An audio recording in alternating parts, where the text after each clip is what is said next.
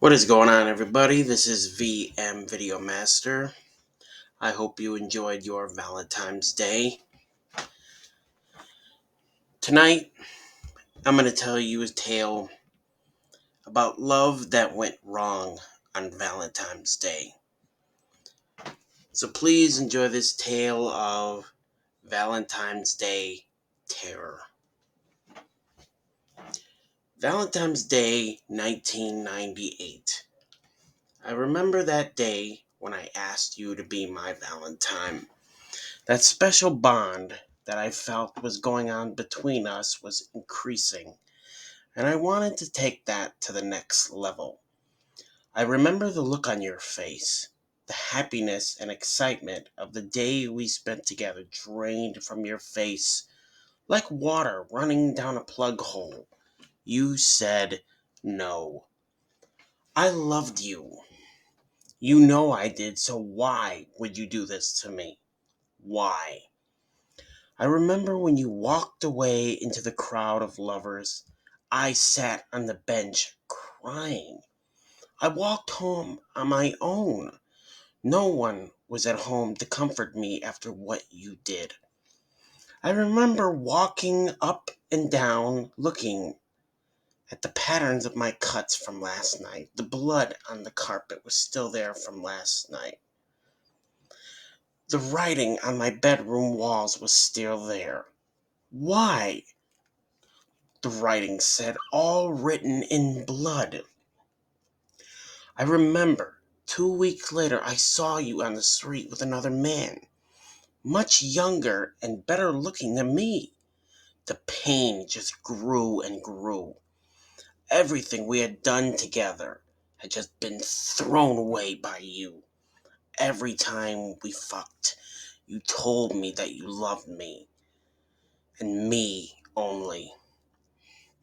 I remember when I walked down that alley and that gang of thugs mugged me and killed me. I died thinking of you as the knife plunged into my chest, ending my life with pain in my heart as the knife dug deeper into me. I could feel the life slipping away. The sheer pain was excruciating. I remember at my funeral, my friends and family were there. My mother was crying. My father was comforting her. I looked around but couldn't find you anywhere. When I died, it wasn't nice. All I could feel was searing pain through my body as if I was on fire. The pain was excruciating, and I only escaped because I didn't feel complete. I felt I needed something more, and I knew what it was. It was revenge. I don't know how I escaped, but it involves lots of pain. When I got back to Earth, I felt like going straight home to say hey to everyone and say I survived. Then I realized no one could see me, so I just decided to kill the thugs that took away my life. I still could move things, but I was invisible. It was great fun and I enjoyed it so much. The first one I went for ended up face down on the ground with a cracked skull and no scalp. He never knew what hit him.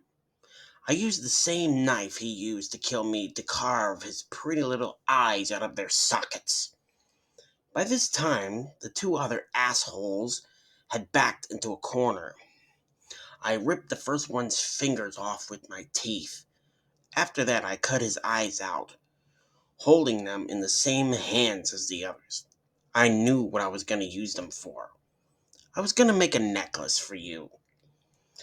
With the second shuddering in pain on the floor and the third one in tears, I felt the rush and became even more violent. I cracked his jaw with the first uppercut and dislodged his head from the body.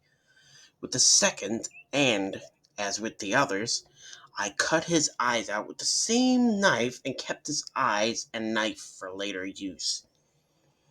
I knew where I had to go next. I was going to his house, the one who took you from me. I was going to be less forgiving to him. When I first saw him, he knew something was wrong. He could sense me getting closer. I knocked him out with a single punch to the neck, taking out his airway and suffocating him till he collapsed. After that, I surgically cut a hole in his throat so he could breathe. I wanted this to last for as long as possible.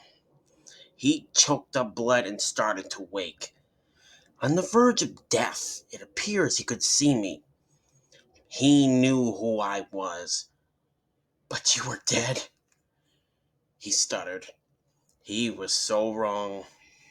I cut his eyes out with him still screaming, then plunged the knife deep into his stomach, watching his intestines pour out onto the cold carpet floor. At least I think it was cold. It was too drenched in blood for me to tell. I felt better after this, but still not complete. I was still missing something. It was you. I needed you. I would never be complete without you. So I set off for your house, whistling to myself along the way. I was happy for some reason. I knew nothing could stop me now as I drew closer. I felt happier and happier. You were surprised to see me. You cried and I told you not to. You wouldn't stop and I tied you up. I got angry. I shouted. I cut you. I put the necklace I made for you on, and you just screamed louder. I plunged the murder weapon that was used on me into your eye, and from then on, we were tied together, and a permanent bond would separate us. I was happy now. I could finally rest. Well, you guys, that's what you call someone who really came back from the grave with unfinished business. Well, if you enjoyed that Valentine's Day tale, I'll do more of them. And like they always say, sometimes love can make you crazy. Well, I know I always say I'm going to do these creepypastas on Fridays, but I want to try doing them every day. Because, well, I got a messed up schedule now. So, if you want to see another creepypasta, just let me know in the comments below. It could be Valentine's Day, it could be anything. So, just let me know in the comments below what you want to see, and I will see you in the next video.